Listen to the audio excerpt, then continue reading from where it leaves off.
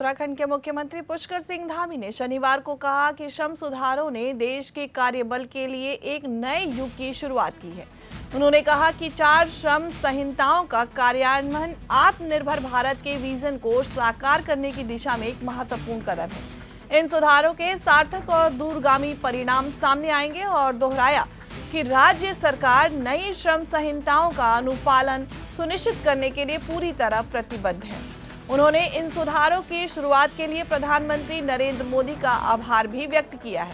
धामी ने कहा कि प्रधानमंत्री के नेतृत्व में देश में एक नई कार्य संस्कृति ने आकार लिया और नई नीतियों का निर्माण भारत को एक विकसित राष्ट्र बनाने में मील का पत्थर साबित होगा। उन्होंने ये भी कहा कि पहले के श्रम कानूनों के कारण असंगठित क्षेत्र के श्रमिकों का एक बड़ा वर्ग उनके दायरे से बाहर था। उन्होंने सामाजिक सुरक्षा तक पहुंच नहीं थी और न्यूनतम वेतन प्रावधान चुनिंदा क्षेत्रों तक ही सीमित थे।